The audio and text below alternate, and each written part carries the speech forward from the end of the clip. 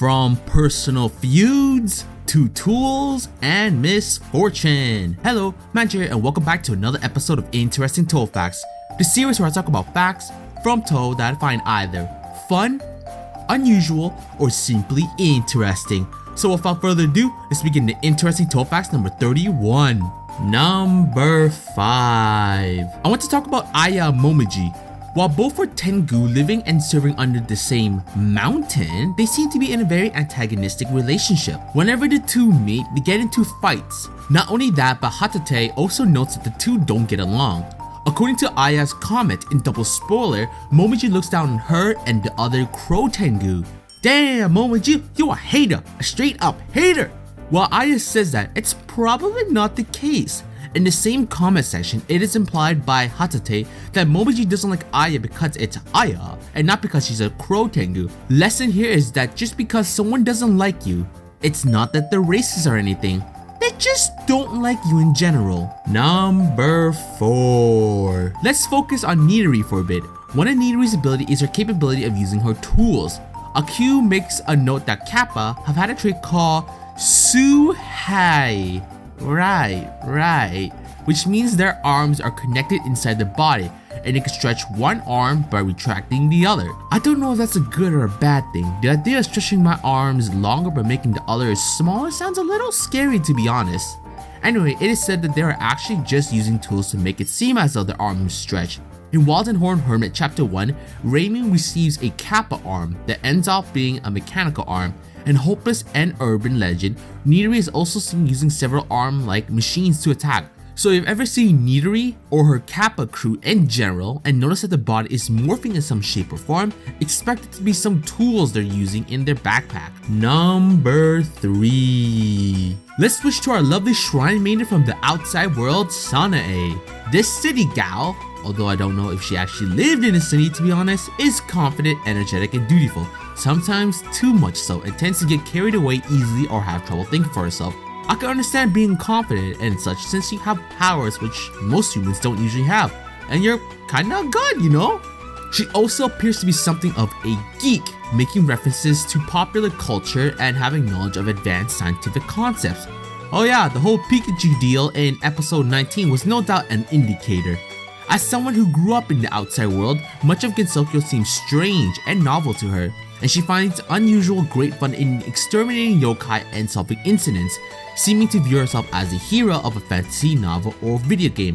Oh yeah, Sanae has been dipping a little too much into Final Fantasy it seems. Multiple characters have noted that Sanae's dismissive attitude towards yokai and yokai powers make her too much like a yokai herself. I mean, when you yourself are a god and you have been living with two gods, I can assume her entire life, I guess yokai and their powers aren't anything too new. The simple fact that she is adjusting to life in Gensokyo makes her an extremely rare case. Hey, when in Gensokyo, do what the inhabitants do. Whatever they do exactly. Number 2. So in Wild and Horned Hermit Chapter 2, Sanae asked Reimu for some metal called Palladium alloy so she could perform some cold fusion experiment. I had to Google what Palladium was because I've never heard of it before. It does exist, so that's good.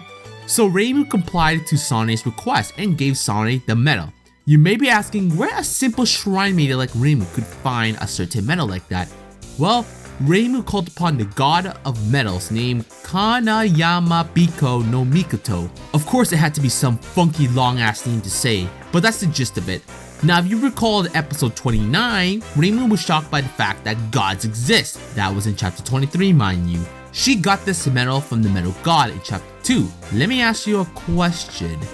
Reimu, you asked this god for metal and he gave it to you, which is good. Now 21 chapters later, after that Dozojin deal, you were shocked that gods exist. Reimu, girl, you know you're one of my favorites, but I gotta say this. What in the actual fuck? Alright. I just need to get that off my chest. Let's start the next fact. Number 1. For our last fact, I want to talk about Hina's ability with Misfortune.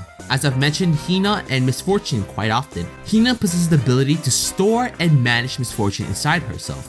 By people's exorcism, she collects misfortune and is able to stockpile it in her surroundings. Misfortune in her surroundings possesses power to make any kind of human or yokai experience misfortune. That's never a fun thing to deal with, and it's advised not to go near her. Aww, that'll make Hina lonely then. However, this does not mean she stockpiles misfortune in herself, and since it is always in the surroundings that she stockpiles in misfortune, she definitely does not become misfortune herself.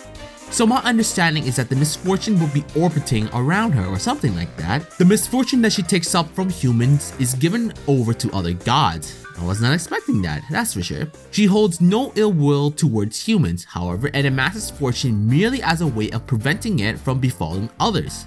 Damn, Hina, you definitely the champ against Sokyo needs. The negative energy of misfortune is what gives Hina her power. As one that stores the misfortune, it can be said that from a certain point of view, she also possesses good fortune. I guess so, since she's gathering them, which is something she wants.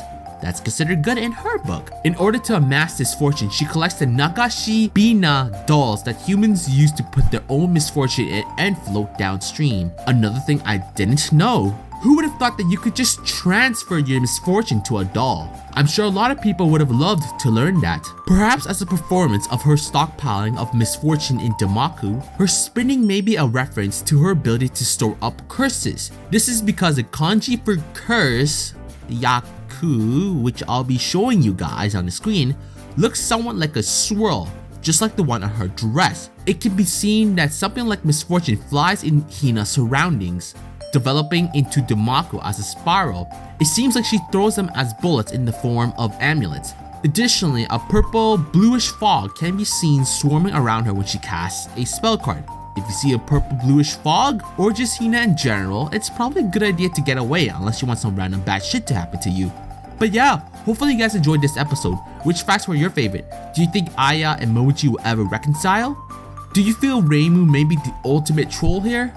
Or do you think Hina is the MVP here for taking misfortune away so others don't experience them? Either way, this is Magi and hope you guys enjoyed this episode.